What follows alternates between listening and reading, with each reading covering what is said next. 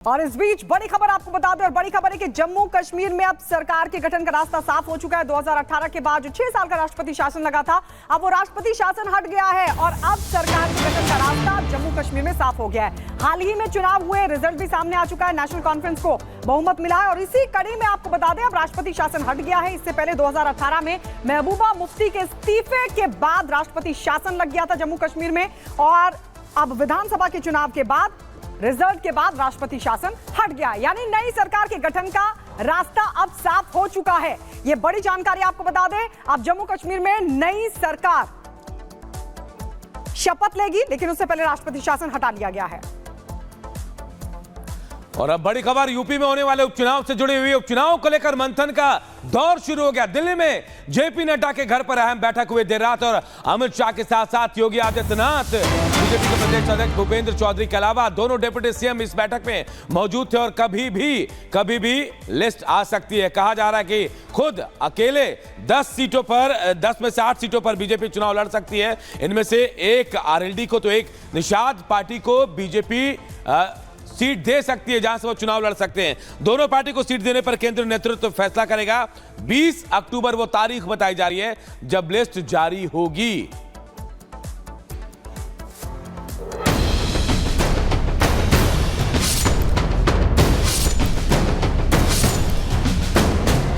उत्तर प्रदेश में होने वाले उपचुनाव को लेकर राज्य में सियासी तापमान बढ़ा हुआ है। हर पार्टी में सरगर्मी है। सपा जहां लोकसभा चुनाव के नतीजे से गदगद है, तो वहीं बीजेपी के लिए ये उपचुनाव नाक का सवाल बन गया है। 10 विधानसभा सीटों पर होने वाले उपचुनाव को लेकर हालांकि अभी तक चुनाव आयोग ने उपचुनाव के तारीखों का ऐलान नहीं किया है, लेकिन सभी दल अपनी अपनी जोर आजमाइश कर रहे हैं। यूपी में होने वाले उपचुनाव को लेकर भारतीय जनता पार्टी और समाजवादी पार्टी आमने सामने नजर आ रही है। दोनों पार्टियों में बैठकों का दौर जारी है। इस बीच उपचुनाव को लेकर रविवार को दिल्ली में बीजेपी अध्यक्ष जेपी नड्डा के आवास पर हाई लेवल मीटिंग हुई, जिसमें जेपी नड्डा के अलावा गृह मंत्री अमित शाह, यूपी बीजेपी अध्यक्ष भूपेंद्र चौधरी, मुख्यमंत्री योगी आदित्यनाथ, दोनों डिप्टी सीएम केशव मौर्य और ब्रजेश पाठक मौजूद थे। सूत्रों के मुताबिक बीजेपी 10 में से 8 सीटों पर खुद चुनाव लड़ेगी। एक सीट बीजेपी अपने सहयोगी दल आरएलडी और निषाद पार्टी को दे सकती है। माना जा रहा है कि पश्चिमी यूपी के मीरापुर सीट से आरएलडी और भदोही के मंझावा सीट निषाद पार्टी के कोटे में दी जा सकती है। बताया जा रहा है कि निषाद पार्टी कटेरी सीट भी मांग रही है, लेकिन बीजेपी सिर्फ एक सीट पर तैयार है। सूत्रों का दावा है कि बीजेपी 20 अक्टूबर तक यूपी उपचुनाव की लिस्ट जारी कर सकती है। दिल्ली में बीजेपी के राष्ट्रीय अध्यक्ष जेपी नड्डा के आवास पर एक बड़ी बैठक हुई, जहां प्रत्याशियों के नामों पर मंथन हुआ है। अब ये देखना होगा कि बीजेपी प्रत्याशियों के नामों का ऐलान कब करती है। हम यूपी की बात करें, क्योंकि लोकसभा चुनाव में बीजेपी को कई सीटों पर हार का सामना करना पड़ा था, और उस स्थिति को बेहतर करने के लिए प्रत्याशियों के नामों पर गहरा विचार किया गया है। और इस बार देखा गया कि उपचुनाव से पहले यूपी का कोई भी बड़ा नेता बयानबाजी से भी बचता रहा है। अगर हम मौजूदा स्थिति की बात करें, इन यूपी की 10 सीटों में 5 समाजवादी पार्टी के पाले में है, तो वहीं 1 आरएलडी और 1 निषाद पार्टी के पाले में है। आज निषाद पार्टी और आरएलडी के नेताओं से बीजेपी का वरिष्ठ नेता मुलाकात कर सीटों पर सहमति बनाएंगे और फिर इसके बाद लिस्ट जारी की जाएगी। Bureau report, Republic Bharat. तो आपको बता दें, उत्तर प्रदेश में 10 सीटों पर उपचुनाव होने वाले हैं। इसको लेकर अब बीजेपी ने अपनी पूरी ताकत झोंक दी है। इसी कड़ी में आपको बता दें, 10 सीटों में से 8 सीटों पर बीजेपी चुनाव लड़ेगी और 1 सीट आरएलडी को दे सकती है। इसके अलावा आपको बता दें, 1 सीट निषाद पार्टी को दी जा सकती है। इसको लेकर कल बड़ा मंथन हुआ है जेपी नड्डा के आवास पर, जहां पर मुख्यमंत्री योगी आदित्यनाथ भी मौजूद रहे थे। इसके अलावा तमाम बड़े नेता अमित शाह भी वहां पर मौजूद रहे थे और एक बड़ी रणनीति उपचुनाव को लेकर तैयार की गई है। और यह माना जा रहा है कि 20 अक्टूबर तक जो लिस्ट है उम्मीदवारों की, वो भी सामने आ सकती है। और आइए अब बढ़ते हैं आगे। एक तरफ हिजबुल्लाह के 2 चीफ और कई टॉप कमांडर्स ढेर होने के बाद अब जो मनोबल है हिजबुल्लाह का, वो लगातार गिरता जा रहा है। ईरान समर्थित हिजबुल्लाह की अगर हम बात करें तो लगातार इजराइल पर अटैक कर रहा है, नेतन्याहू को आंखें दिखा रहा है, अपने अटैक से डराने की कोशिश कर रहा है। हिजबुल्लाह के अटैक से इजराइल में क्या तबाही मची है, इस रिपोर्ट के जरिए देखिए।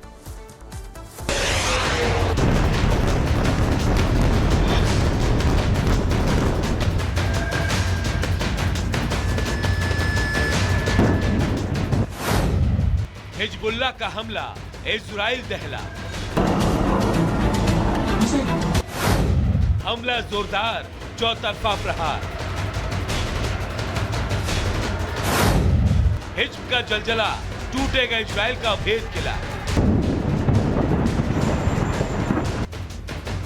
एक तरफ इजराइल जमीन और आसमान से हिजबुल्लाह के गढ़ को साध रहा है, हिजबुल्लाह के ठिकानों को तबाह कर रहा है, आसमान से बम वर्षा कर आतंकियों को सजा दे रहा है, तो ग्राउंड ऑपरेशन में टनल का भंडा फोड़कर हिजबुल्लाह की वो कमर भी तोड़ रहा है। जहां एक तरफ इजराइल हिजबुल्लाह के सर्वनाश की कसम खा चुका है, तो वहीं हिजबुल्लाह भी अपने चीफ और कई कमांडर के मारे जाने के बाद भी नेतन्याहू के देश को लगातार दहला रहा है। जी हां, हर जगह हिजबुल्लाह के आतंकी इजराइल को जख्म दे रहे हैं। उत्तर इजराइल को निशाना बनाकर हिजबुल्लाह ने हमला किया। हिजबुल्लाह ने इजराइल के हाइफा शहर को निशाना बनाया।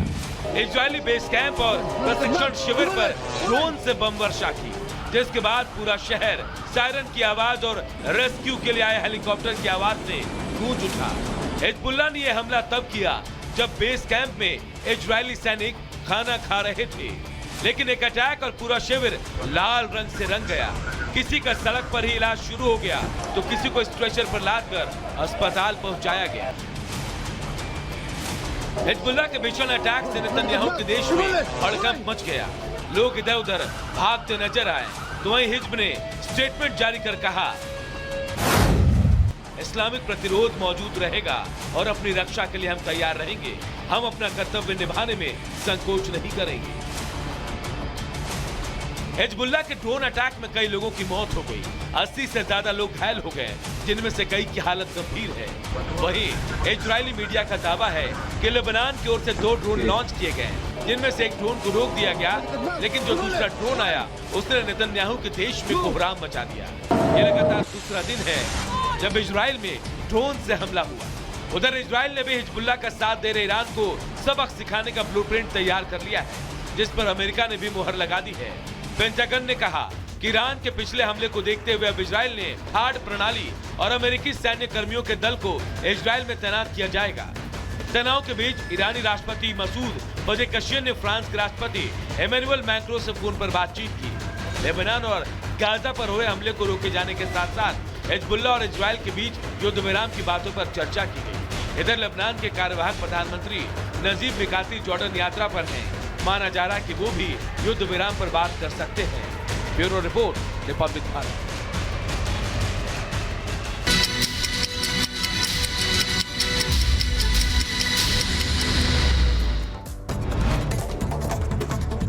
उत्तर प्रदेश के बहराइच में प्रतिमा विसर्जन के दौरान जमकर बवाल, 2 गुटों के विवाद के बाद फायरिंग, तोड़फोड़ और आगजनी। गोली लगने से एक युवक की मौत, 2 लोग गंभीर रूप से घायल। मूर्ति विसर्जन में शामिल राम गोपाल मिश्रा को उपद्रवियों ने मारी गोली, इलाज के दौरान हुई मौत। गुस्साए परिजनों ने मेडिकल कॉलेज के बाहर शव रखकर किया जमकर हंगामा। बहराइच में माहौल बिगाड़ने वालों पर सीएम योगी सख्त, अब तक 25 लोगों के गिरफ्तार है। मुख्य आरोपी अभी भी पुलिस की पकड़ से दूर। बहराइच उपद्रव मामले में हुआ बड़ा एक्शन, बहराइच एसएसपी ने एसएचओ को किया सस्पेंड, थाना अध्यक्ष और चौकी इंचार्ज भी हुए सस्पेंड। यूपी के गाजियाबाद में रेप के आरोपी से पुलिस की मुठभेड़, बदमाश के पैर में लगी गोली, अस्पताल में कराया गया भर्ती। पश्चिम बंगाल के कूच बिहार में दर्दनाक हादसा हुआ, तेज रफ्तार बाइक ने कार को मारी टक्कर, टक्कर के बाद बाइक में लगी भीषण आग, बाइक सवार 2 लोग झुलस गए। जम्मू कश्मीर के तुलैल मार्केट में लगी भीषण आग, आग लगने के बाद अफरा तफरी का माहौल, दमकल की टीम मौके पर मौजूद, फिलहाल आग पर काबू